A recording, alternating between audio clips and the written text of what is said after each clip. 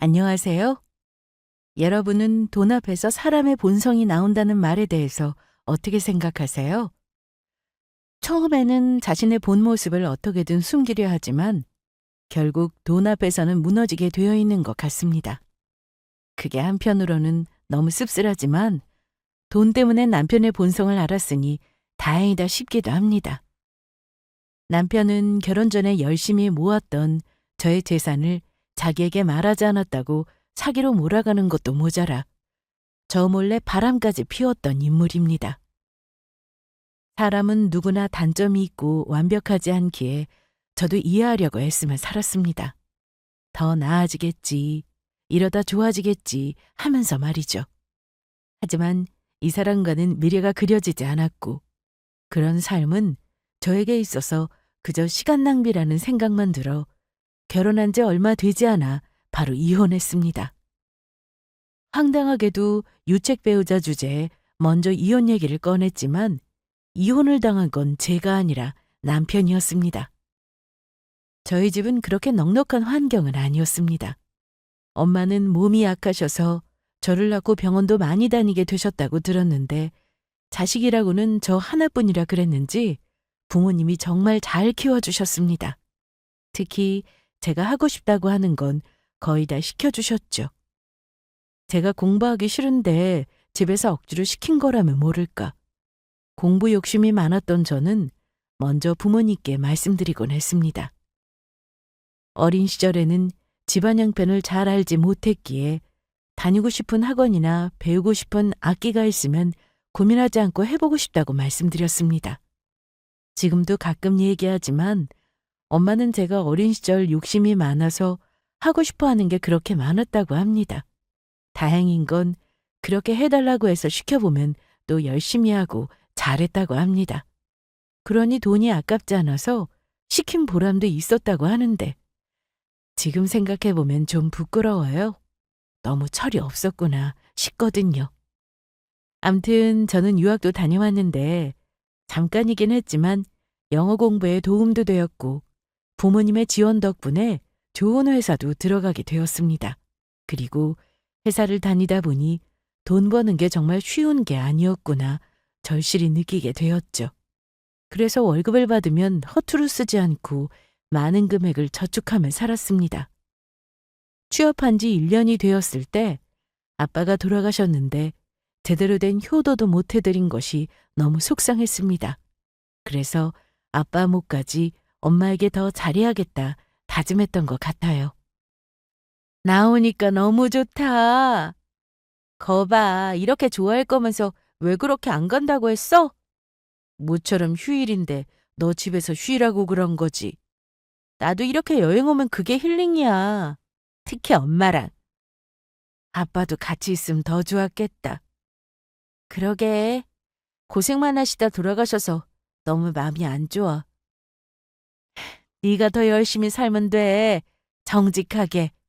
아빠도 다 지켜보고 계실 거야.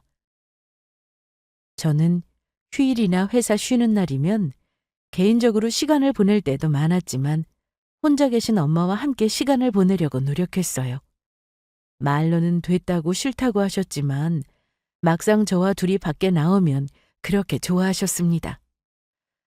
연애엔 별 관심 없던 저는 30이 되어서도 제대로 된 연애를 해본 적이 없었습니다. 누군가를 만날 기회도 없었고 사실 저는 회사를 다니면서도 자격증 공부를 하거나 책을 보거나 하면서 제 인생에 더 집중했던 것 같습니다. 뭔가를 배우고 성취하는 것에서 아주 큰 보람을 느꼈으니까요. 그러다 저도 30대가 되고 보니 주변에서 소개해준다는 사람이 많아졌습니다. 처음에는 거절했지만 엄마도 이제 연애 좀 하라는 잔소리가 늘어갔고 결혼해서 애 낳고 사는 사람들도 많아지다 보니 관심사가 조금씩 바뀌더라고요. 그래서 지인 소개로 남편을 만나게 되었습니다. 저와 나이가 같았고 대화도 잘 통하는 것 같아서 쭉 만남을 이어가게 되었죠. 만난 지 얼마 되지 않았지만 저에게 자주 연락하고 세심하게 챙겨주던 모습이 참 좋았습니다. 저는 연애를 하면서도 제가 평소 하던 루틴을 이어갔는데요.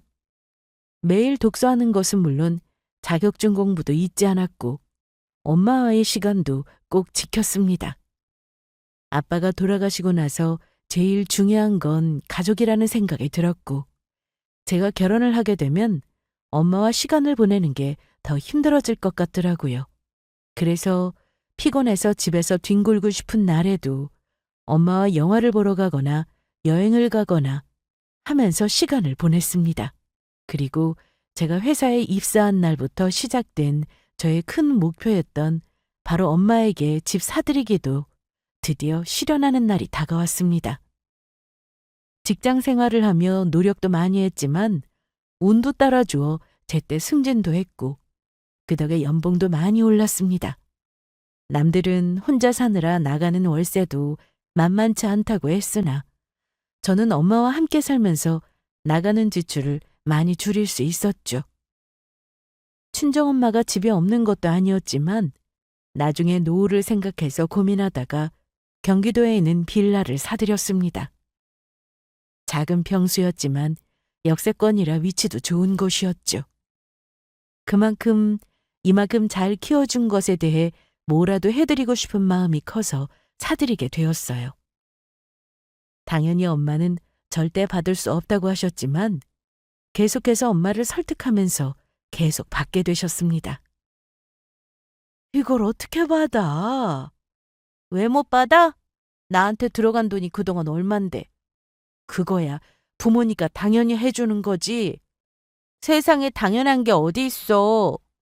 그리고 나한테 들어간 돈 때문만은 아니고 그냥 내 마음이 그래. 엄마한테 해드리고 싶어서. 마음 같아서는 서울에 아주 크고 좋은 신축 아파트 사드리고 싶은데 그러지 못해서 미안해. 무슨 소리야? 너도 여기저기 쓸 돈 많았을 텐데 열심히 모은 돈을 엄마한테 다 줘서 어떡하니? 왜 이래? 나 돈 있어. 그러니까 그런 생각하지 말고 엄마도 이제 운동 다니고 친구들 만나서 놀러도 다니고 그래. 엄마는 많이 미안해 하시면서도 좋아하셨는데 그 모습을 보니 열심히 산 보람이 있었습니다. 저는 남편과 2년 반 정도를 만났는데 가끔 저희 엄마와 셋이 만나면 저보다 엄마를 더 챙기는 모습에 고맙기도 했습니다. 저나 엄마나 남편이 참 다정한 사람이라 생각했어요. 저희는 만난 지 3년 차 되었을 때 양가 인사와 상견례 후 결혼을 하게 되었습니다. 그동안 서로 모아놓은 돈이 있었기 때문에 양가에 손 벌리지 않고 결혼식 준비도 알아서 했습니다. 남편도 저처럼 대기업에 다니고 있었는데 남편은 생산직이었어요. 그러다 보니 남편도 어느 정도 모아둔 돈이 있어 서로 합쳐서 서울에 있는 아파트 전세를 구할 수 있었습니다. 둘 다 버는 돈이 적은 편은 아니었기에 살면서 평수를 넓혀가고 내 집 마련을 하는 것도 어려운 일은 아니라 생각했습니다. 그래서 쓸데없이 예식 비용에 너무 큰 돈을 지출하지 말고 그 돈을 아껴서 집을 얻는 데 쓰게 된 것입니다. 연애하면서도 다퉈본 적은 손에 꼽을 정도로 저희는 서로 싸우는 일이 거의 없었습니다. 특히 결혼 후 2달 정도 되었을 때 아버님이 돌아가셨는데 이때 장례를 치르면서 어머님께 더욱 잘해드려야겠다 생각했습니다. 결혼 전 저희 아빠가 돌아가셨을 때 그 슬픔이 얼마나 큰지 잘 알았기 때문이었죠. 그러던 어느 날 남편이 실직하는 일이 생겼습니다. 이때가 결혼한 지 6개월 정도 되었을 때인데 남편이 실직 후 집에만 있으니 싸울 일이 점점 많이 생기더라고요. 준영아, 저기 나 할 말이 있는데 회사 나오게 됐다. 뭐? 그게 무슨 소리야? 그렇게 됐어. 갑자기? 남편은 왜 회사를 나오게 됐는지 말해주지 않았는데 남편과 같은 회사를 다니고 있던 남편 친구로부터 실직 사유를 듣게 되었습니다. 너무 궁금했던 저는 며칠 뒤 남편 친구에게 연락을 해봤습니다. 결혼 전에도 자주 만났었고 여러 가지 일로 서로 연락처도 알고 지냈는데 이런 일로 제가 전화를 하게 될 줄은 몰랐습니다. 안녕하세요. 재수 씨, 오랜만이에요. 네, 잘 계셨죠? 그럼요. 그런데 어쩐 일로? 성훈 씨가 회사 그만뒀다는데 자세한 이유를 말해주지 않아서요. 아, 성훈이가 얘기 안 해요? 남편하고 친한 친구여서 저에게도 자세히 말해주려고 하지 않았는데 제가 계속 물으니 그때서야 말해주었습니다. 남편이 평소 근태가 좋지 않았다고 하더라고요. 이런 경우 회사에서는 근무 태만으로 징계를 내린다고 하는데 그럼에도 개선의 의지가 보이지 않으면 권고사직으로 해고 처리가 된다더군요.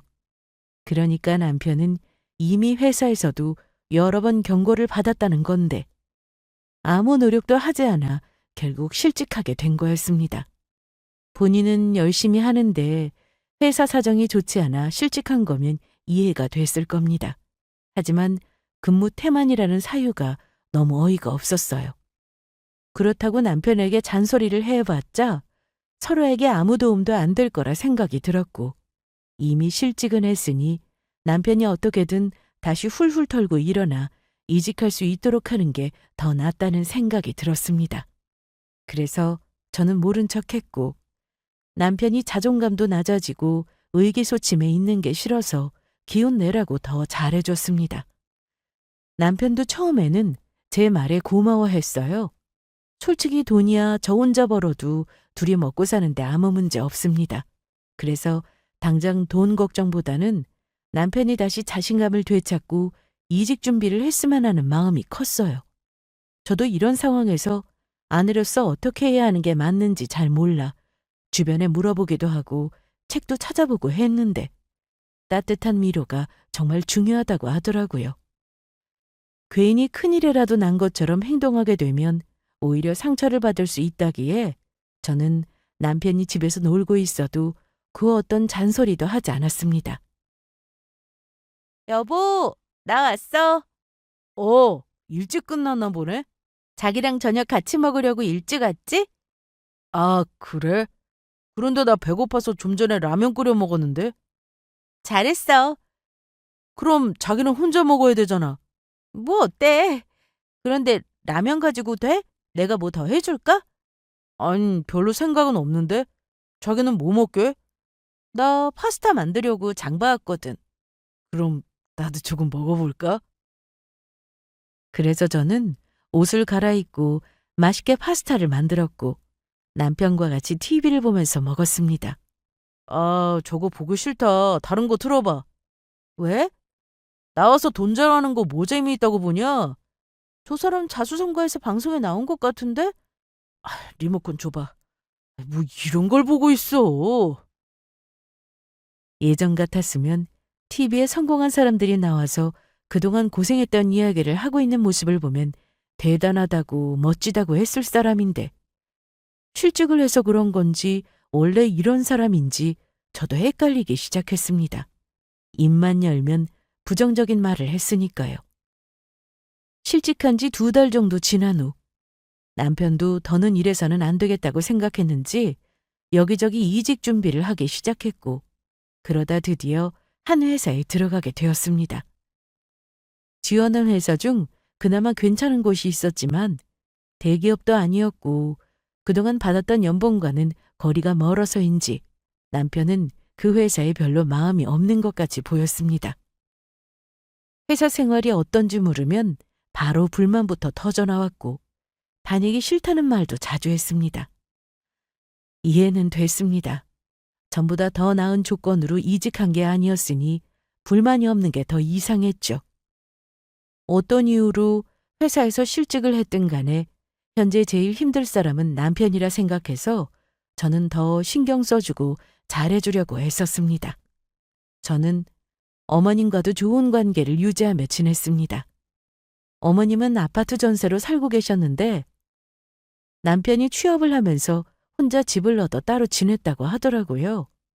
남편은 어머님하고 살갑게 지내거나 자주 전화하는 편도 아니었기에 제가 더 자주 연락드리고 찾아뵙고 했습니다.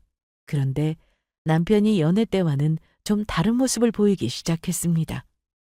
처음에는 회사 때문에 스트레스 받아서 예민해서 그런가 보다 하고 넘기려 했죠. 하지만 정도가 너무 심해졌어요.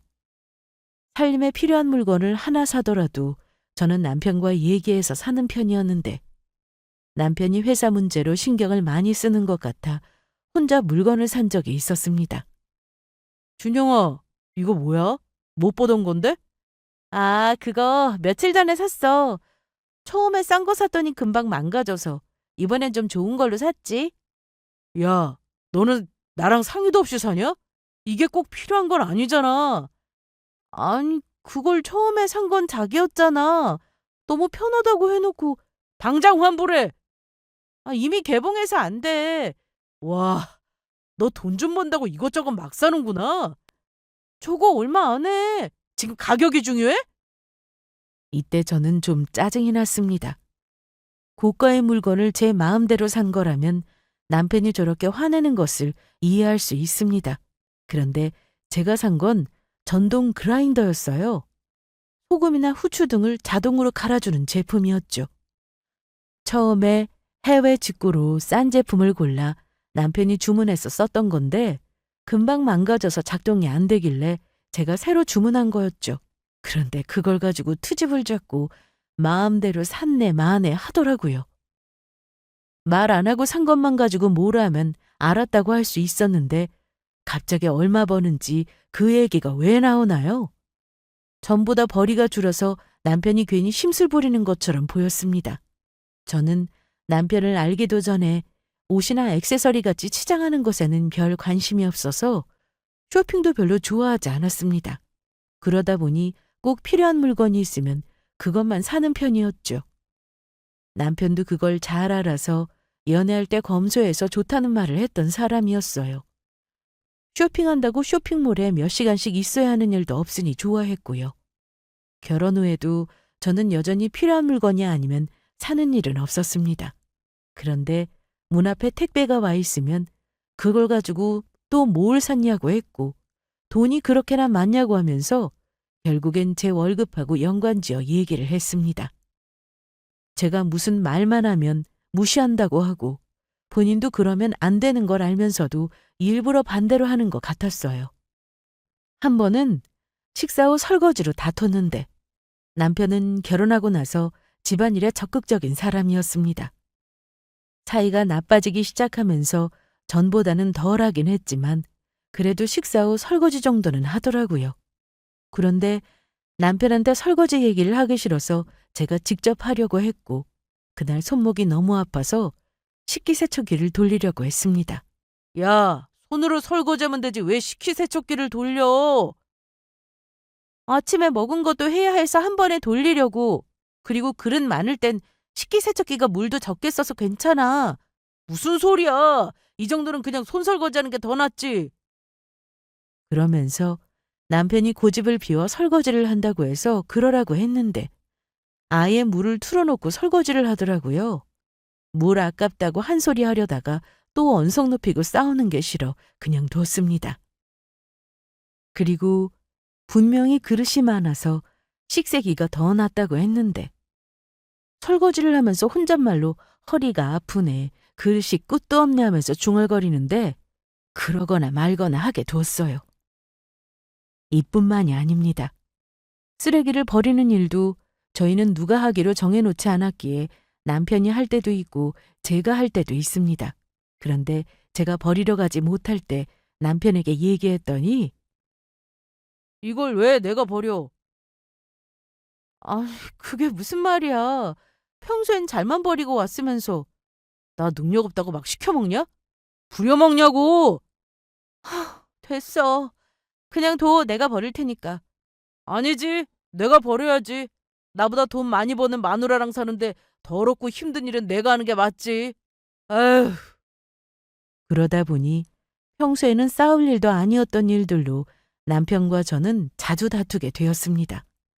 제가 친정엄마와 자주 연락하는 것으로도 남편은 불만이 많았습니다. 엄마. 알았어. 고마워. 잘 먹을게. 또 통화해. 장모님이셔? 뭘 잘 먹어? 아, 엄마가 반찬 좀 택배로 챙겨보냈다고 하셔서 잘 먹겠다고 한 거야. 그런데 자기는 장모님하고 하루에도 여러 번 통화하는 것 같다. 퇴근하고 처가에 들렸다 오는 날도 많지 않아? 통화야 자주 하면 좋지 뭘. 그리고 친정 가는 것도 요즘은 바빠서 전처럼 자주 못 가. 우리 엄마한테나 그렇게 좀 해봐라. 저는 친정엄마한테 하는 것 못지않게 어머니께도 자주 연락드리며 지냈습니다. 엄마가 아빠와 사별하신 지는 좀 됐지만 어머님은 혼자 되신 지 얼마 되지 않으셨으니 더 신경이 쓰였거든요. 그런데 남편은 실직과 이직 이후 전보다 밖에서 보내는 시간이 많아지면서 제가 시댁도 잘 챙기고 있다는 걸 잘 모르고 있었습니다. 그래서 그동안 어머님하고도 자주 연락하고 지낸다고 했는데 그랬더니 말투가 좀 바뀌더라고요. 어머님하고도 자주 통화하고 있어. 자기 바쁠 때 어머님하고 만나서 밥도 먹고 그런다고. 아, 그래? 그건 잘했네. 자기도 어머님께 자주 전화드려. 그리고 며느리인 나보단 자기가 직접 전화드려서 잠깐이라도 통화하면 더 좋아하시지 않을까? 낯간지러워서 싫어. 자기가 엄마하고 자주 통화하면 됐지 뭐. 저는 회사에서 거의 정시 퇴근이라 일을 마치고 집에 오면 저녁 7시 정도가 되는데 요 며칠 야근해야 할 일이 생기게 되면서 퇴근이 늦었습니다.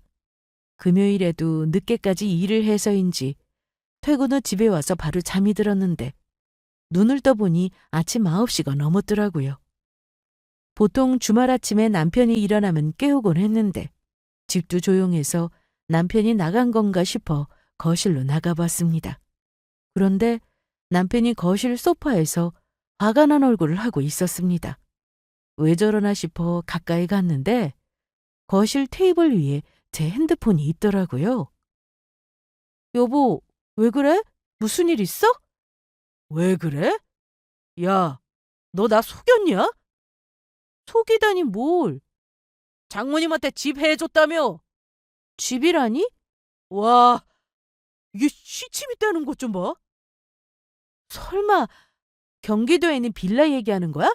그래, 그 집 사들인 게 언제적인데. 언제적이나 많아 너 나하고 만나고 있을 때 있었던 일이면서 왜 말 안 했냐? 그런데 그건 어떻게 알았어? 야, 네 핸드폰에 다 있던데 장모님하고 얘기 나눈 거. 그러더니 남편은 한숨만 푹푹 쉬더니 밖으로 나갔습니다. 저는 이해가 좀 안 됐어요. 제가 결혼하고 나서 엄마한테 집을 사들인 것도 아니었고 결혼 전의 일이었으니까요. 거기다 남편에게 말해야 할 이유도 몰랐습니다. 남편은 이날 밤 11시가 넘어서야 들어왔는데 술에 잔뜩 취한 채 평소에 안 하던 술주정까지 했습니다. 아니, 무슨 술을 이렇게 많이 마셨어? 이거나! 야, 네가 그렇게 잘났냐? 너네 엄마랑 우리 엄마랑 왜 다르게 대하냐? 어? 왜 그래 또? 너 분명 우리 엄마한테도 잘한다고 하지 않았냐? 말뿐이었냐? 남편은 제가 무슨 말을 해도 듣지 않았고 혼자 하고 싶을 말만 하다가 뻗어버렸습니다. 남편을 많이 사랑했고 그래서 결혼했기 때문에 잘 살고 싶어서 노력했습니다. 그런데 남편은 점점 정도가 심해졌고 저도 지쳐갔죠. 거기다 남편에게 다른 여자가 있는 건가 하는 의심까지 하게 되었습니다. 남편은 퇴근 시간이 점점 늦어졌는데 일주일에 3일 이상은 술에 취한 채 들어오곤 했습니다. 술을 같이 마신 친구가 집까지 데려다 주기도 했고 대리기사가 데려다 준 적도 있었습니다.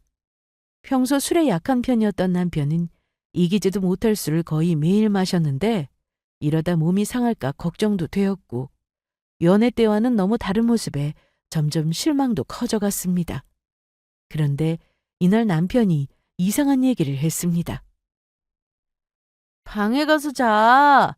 희정아, 내가 요즘 집에 안 들어가는 이유가 뭔 줄 알아? 뭐라고? 아, 내가 그때 너랑 결혼하는 건데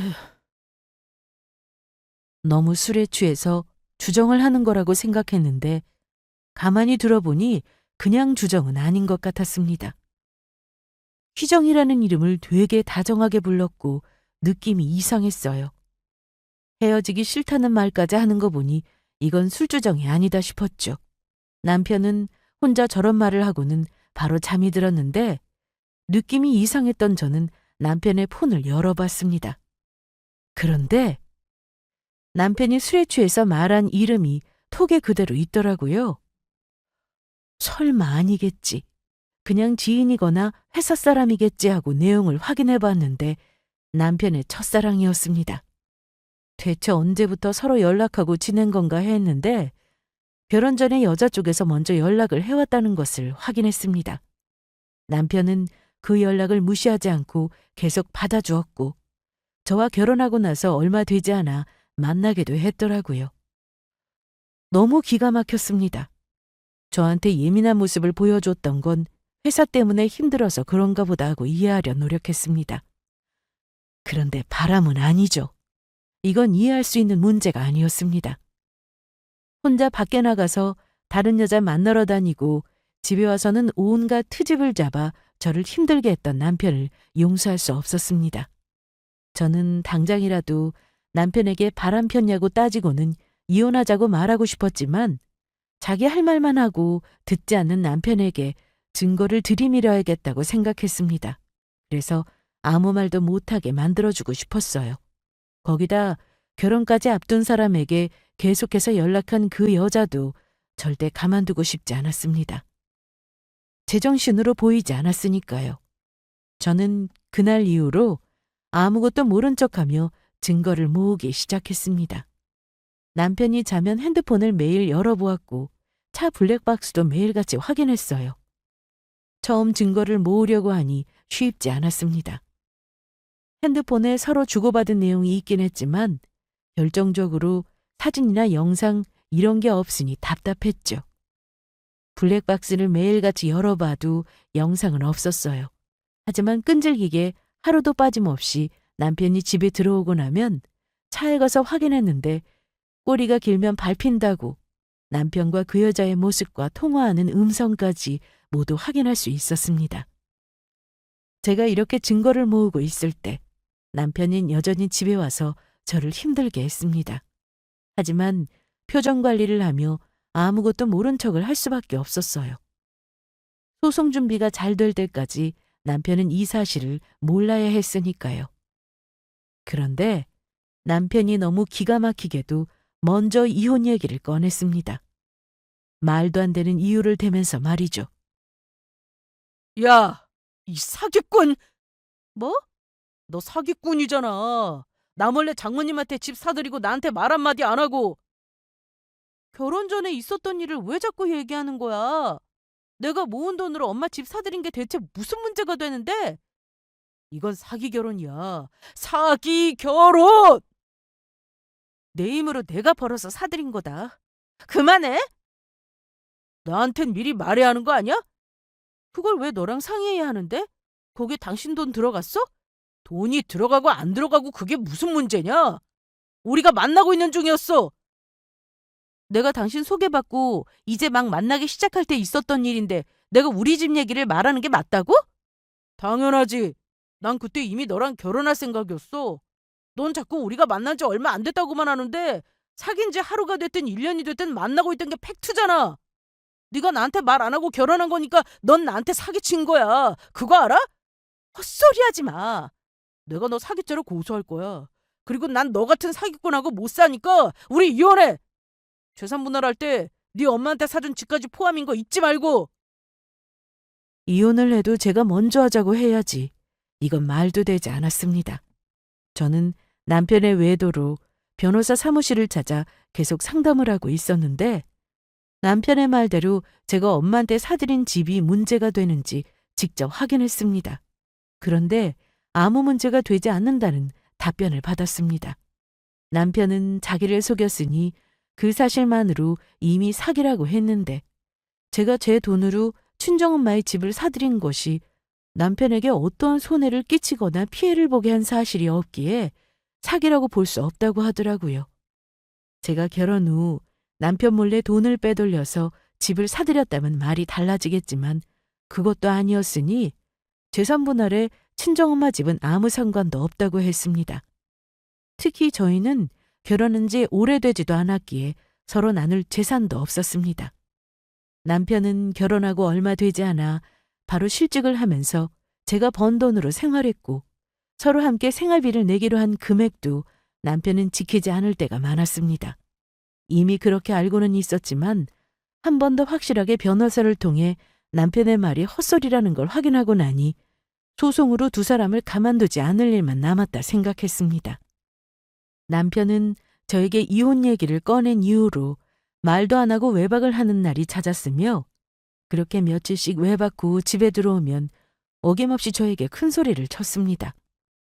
먼저 말을 거는 사람도 남편이었고 저도 화가 나서 몇 마디 하다 보면 결국은 돈이었어요. 그래, 너 잘났다. 네가 나보다 돈 몇 푼 더 번다고 무서운 게 없나 본데 법대로 하자. 법대로 하면 내가 너 이겨. 그래? 저도 처음에는 남편의 말에 기분이 나빠서 계속 대꾸하고 그렇게 싸움이 커져가는데 이제는 무시할 수준에 이르게 되었습니다. 남편이 무슨 말을 하면 저런 식으로 대답을 하곤 했거든요. 그러면 남편은 자기를 무시한다며 저를 쫓아다니면서 자기 말이 말 같지 않냐고 제 속을 뒤집어 놨습니다. 물론 생활하는 데 있어 돈이 꼭 필요한 건 맞습니다. 하지만 돈이야 벌 수 있는 사람이 벌면 된다고 생각했어요. 대신 집이란 곳은 마음이 편해야 하는 거 아닌가요? 남편하고 같이 있으면 속이 터질 것 같고 때리고 싶고 욕해주고 싶고 제가 악마가 되어가는 것 같더라고요.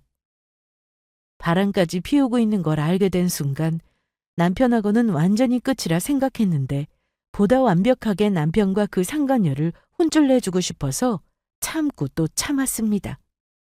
무시할 수 있는 건 철저하게 무시해버렸고요. 소송 준비가 거의 다 끝나갈 즈음 남편은 또다시 제 앞에서 시비를 걸었는데요. 저는 이번엔 대꾸도 하지 않고 무시해버렸습니다. 그랬더니 약이 올랐는지 욕도 하고 물건도 집어던지고 난리가 났더라고요. 참나. 너는 내가 정말 우습구나. 그만해. 못하겠다면 마음대로 해. 제가 무시하자 남편은 제가 아끼던 물건을 던졌습니다. 선물로 받은 화병이었는데 친구가 제 생일날 직접 만들어서 선물로 준 거였어요. 돈 주고는 살 수 없는 거라 쓰지도 않고 진열장에 넣어둔 걸 남편은 일부러 꺼내서 저 보라고 던진 겁니다. 왜? 너 이것밖에 안 되는 인간이야? 네 수준에 딱 맞는 사람이 아니라 미안하다. 그러니까 이혼해. 그건 네가 할 말이 아닌 것 같은데? 왜? 이혼하기 싫으냐? 그러길래 평소에 잘했어야지. 우리 엄마한테는 쥐뿔 챙기는 거 하나 없으면서 장모님한테는 집도 사주고 용돈도 주고 뭘 그렇게 챙기냐? 입장 바꿔서 내가 그렇게 했으면 너 기분 좋겠냐? 좋겠다. 제발 그렇게 좀 하고 살아. 어머님 자식은 내가 아니라 너야. 아들이라고 하나 있는데 전화도 안 해, 찾아가지도 않아. 그런데 나보고 자기 엄마 챙기라고? 웃긴다 진짜. 효도를 하고 싶으면 직접 해. 내가 하기를 바라지 말고. 그리고 용돈은 너 몰래 따로 드린 적 없고 드리면 어머님도 똑같이 드렸어. 참나. 그걸 내가 어떻게 하냐? 그리고 내가 언제 내 효도까지 해달라고 했어? 며느리로서 할 도리를 하라는 거잖아. 왜 니네 엄마한테만 집을 사주냐고 왜? 말이 통하지 않는 남편을 보며 너무 기가 막혔지만 꾹 참으며 당당하게 남편 앞에서 어머니께 전화를 걸었습니다. 그리고 스피커폰으로 통화했죠. 누구한테 전화하냐? 아, 너네 엄마? 왜? 이르기라도 하려고? 아이고 무서워라. 일러라 일러. 누가 무서워할 줄 알고? 여보세요. 지영아, 이 시간에 어쩐 일이야? 아직 안 잤어? 네, 어머님. 드릴 말씀이 있어서 전화드렸어요. 아, 뭐야? 너 지금 우리 엄마한테 전화한 거야? 빨리 안 끊어? 이게 지금 무슨 소리야? 방금 우리 성훈이가 뭐라고 한 거야? 어머님, 어쩌죠? 어머님 집 사드리려고 했는데 어머님 아들이 이혼하자고 하네요? 뭐? 뭐래? 이혼? 그때 남편이 제 핸드폰을 뺏어서는 그냥 끊어버렸습니다. 야, 이게 무슨 짓이야? 왜 우리 엄마한테 전화를 해? 어머님도 아셔야지. 네가 나한테 이혼하자고 한 거. 이유까지 말씀드리려고 했는데 왜 끊어? 집 얘기는 뭐야? 어? 빨리 말 안 해? 네가 들은 그대로야. 어머니께 집 사드리려고 했어. 전세보다는 작은 집이라도 내 집에서 사는 게 맘 편하니까. 어머님 더 나이 드시기 전에 집 사드리려고 했다고. 이게 어디서 수작이야? 수작? 너 그 말 진짜야? 내가 너한테 거짓말한 적 있었니? 네가 그렇게 산다고 나까지 그런 줄 아나 본데. 야, 너 말 똑바로 안 해? 내가 시간 날 때마다 부동산 가서 시대 길 건너에 재개발 언제 되는지, 무슨 아파트 들어오는지 물어보고 다녔어. 거기 부동산 가서 확인해봐. 어머님하고도 몇 번 갔으니까. 그리고 이 상황에 집 사준다는 거 정말이냐는 말이 나오냐? 어? 바람 피워놓고 무슨 집을 바래. 너는 유책 배우자라 이혼 청구 못해. 그 정도 상식도 없냐? 제가 바람 얘기를 하니까 남편은 놀란 얼굴을 하고는 저를 쳐다봤는데 이내 이런 말을 했습니다. 너 혹시 내 폰 뒤졌냐? 어? 뒤졌다. 뭐라고? 이게 진짜 핸드폰 뒤진 건 네가 먼저야. 네가 내 폰 뒤져서 엄마랑 주고받은 문자 내역 다 봤잖아. 그건 그냥 한 번 본 거지. 부부끼리 그 정도도 못 보냐? 너 말 잘했다. 나도 부부니까 그냥 한 번 본 거야.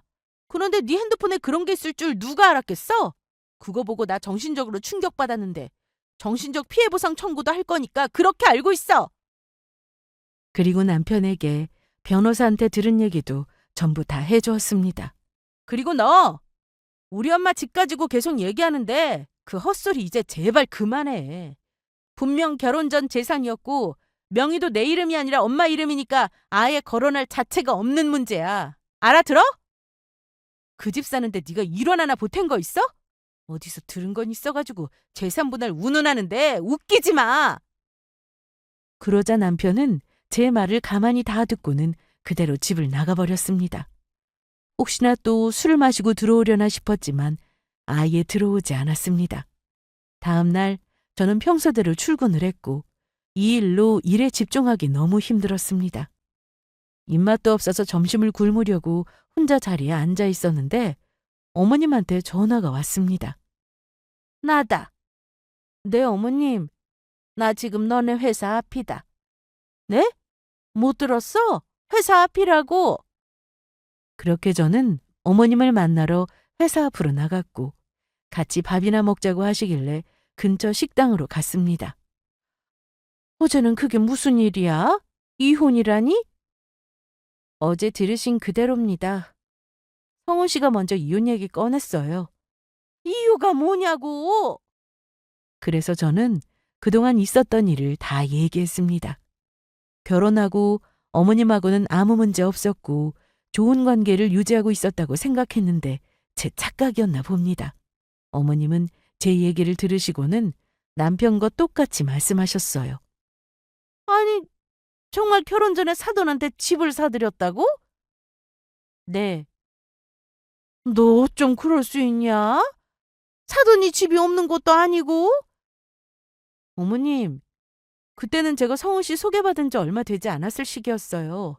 어머님하고 인사조차 하지 않았을 때라고요. 그래, 그건 나도 알겠는데 왜 우리 아들한테는 말 안 했어? 어? 너무 답답했어요.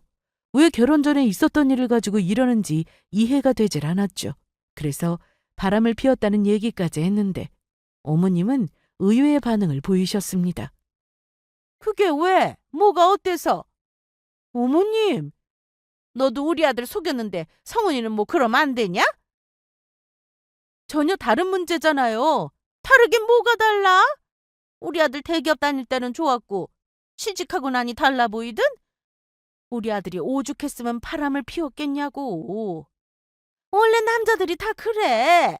집에서 무시당하고 인정 못 받는 것 같다고 느끼면 다른 여자한테 눈길 돌리게 되어 있다고.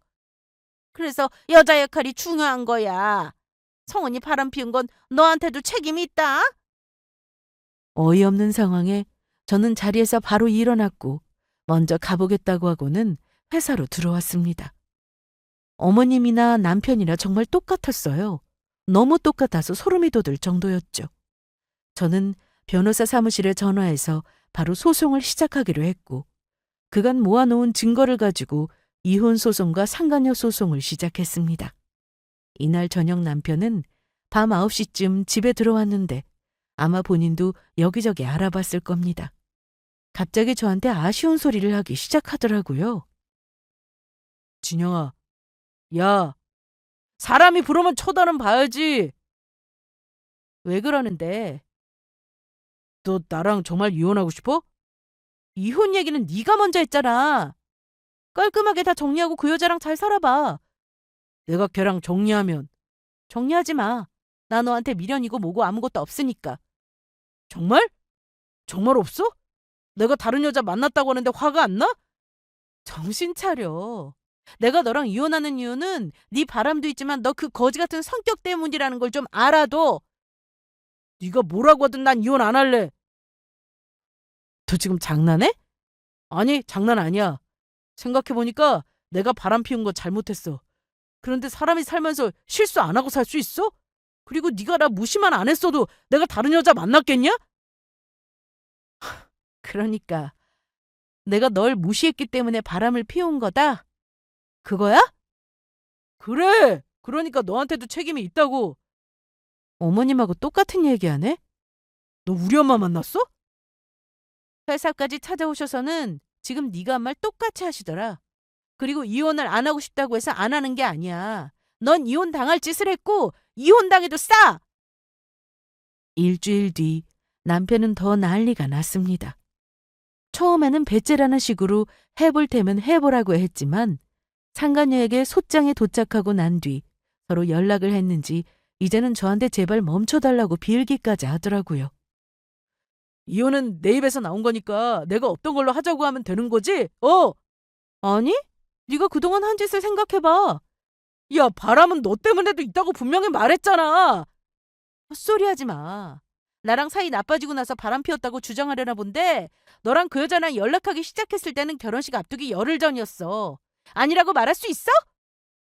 아니, 그게 내가 먼저 연락한 거 아니야. 내가 결혼하는 소식은 어디서 들었는지 갑자기 연락이 와서는 만나자고 하길래 싫다고 했어. 진짜야. 진짜든 아니든 상관없어. 난 너랑 이혼하고 싶으니까. 사람 말을 좀 끝까지 들어봐. 걔가 연락해서 나도 몇 번 답해준 건 맞아. 사실인데 만나자고 해도 안 만났어 난. 정말이야. 그리고 너랑 결혼했고. 하지만 너도 보고 싶다고 했잖아. 그리고 만났으니 바람을 피운 거고. 첫사랑이라고 저장되어 있던데 나랑 갈라서고 첫사랑하고 다시 잘해봐. 그러자 남편은 무릎까지 꿇으며 미안하다고 했습니다. 하지만 저는 그대로 소송을 계속 진행했습니다. 그동안 증거를 찾느라 남편이 저한테 함부로 할 때마다 똑같이 해줄까 싶은 마음을 억누르는 게 너무 힘들었는데 그러길 너무 잘했다 싶었습니다. 힘들게 모은 증거 덕분에 남편이 아무 말도 못하고 있으니 쌤통이다 싶었어요. 법대로 하자며 큰소리치던 남편은 혼인 파탄의 사유가 인정되어 정신적 피해에 따른 위자료를 저에게 주게 되었는데요.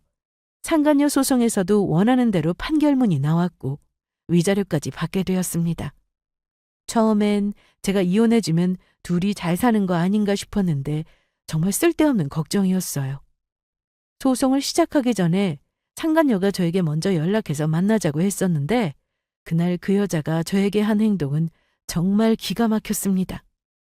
성훈 오빠랑 이혼 안 하시는 이유가 뭐예요? 누가 이혼 안 한다고 해요? 오빠가요. 이혼을 해줘야 저랑 같이 사는데 도장을 안 찍어주니 자기도 답답하다고 하던데요. 아, 그래요? 속은 좀 상하시겠지만 깔끔하게 헤어져 주세요. 걱정 말아요. 이혼할 거니까. 정말이요? 나이가 어려서 그런가 정말 아무것도 모르더라고요. 빨리 이혼해서 남편과 같이 살고 싶다고 하는데 이날 나눴던 대화를 녹음해서 남편에게 들려주었더니 남편은 상간녀에게 전화해서는 무슨 짓을 한 거냐면서 소리를 지르고 난리도 아니었습니다. 몰래 만날 때는 좋았겠지만 다 알려지고 나니 본인도 추하다는 걸 알았을까요? 남편은 어떻게든 제 마음을 돌리려 했었으나 소용없었습니다. 그리고 두 사람은 알아서 사이가 갈라지기 시작했죠. 명확한 증거 앞에서 남편이나 상간녀가 저에게 할 수 있는 건 아무것도 없었습니다. 그래서 소송도 생각보다 빨리 끝났고요. 그런데 남편 성격에 조용히 물러날 사람이 아니죠. 이혼하고 나서도 저를 몇 번이나 찾아왔습니다.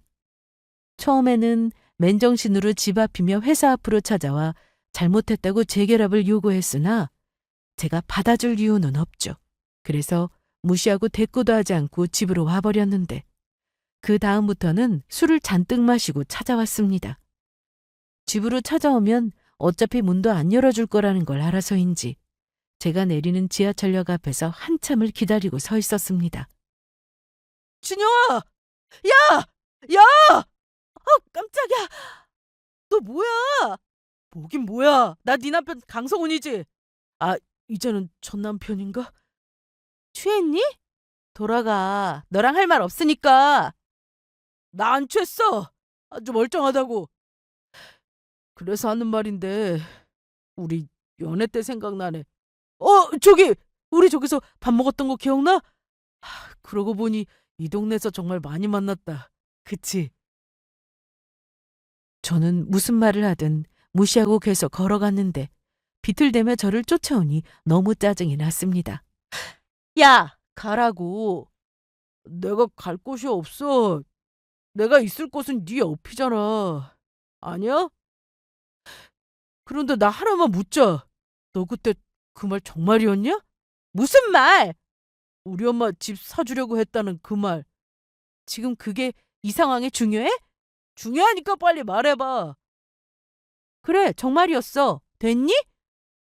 그럼 진작에 말해줬으면 좋았잖아. 그걸 미리 말했더라면 뭐가 달라졌을까? 당연하지. 우린 지금쯤 여전히 행복하게 잘 살고 있었을 거라고. 아니지. 넌 여전히 바람 피우고 있었을 텐데. 좋게 말할 때 꺼져. 다시는 찾아오지 말고. 싫어. 난 너 쫓아갈 거야. 어디 마음대로 해봐. 내일도 오고 모레도 올 거야. 저는 자리에 멈춰서서 바로 경찰에 신고했습니다. 술에 취해 경찰을 부른 것도 몰랐던 전 남편은 몇 분 뒤 경찰차가 도착하자 도망가려 했지만 붙잡혔고 저는 접근 금지 신청도 해버렸습니다. 굳이 저를 찾아와서 그 집 얘기를 또 꺼내니 아주 진절머리가 나더라고요. 거기다 매일 찾아올 거라는 소름 돋는 말까지 하니 경찰의 도움을 받을 수밖에 없었습니다. 그날 이후 전 남편은 회사나 집으로 찾아오는 일은 없었습니다. 저는 엄마와 전보다 더 함께 있는 시간이 많아졌고 회사 일에 집중도 잘 되어 곧 승진도 앞두고 있습니다. 결혼한 지 얼마 되지 않아 이혼한 거라 주변의 시선이 두렵기도 했지만 후회는 없습니다. 혹을 떼버린 기분이었으니까요. 그리고 생각보다 남들은 다른 사람에게 관심이 없다는 것도 알게 되었죠. 저는 여전히 책을 많이 보고 자격증 공부도 하고 그렇게 지내고 있어요. 흘러가는 시간이 아깝지 않게 열심히 살고 있으니 많이 응원해 주시고 저의 사연은 여기서 마치도록 하겠습니다.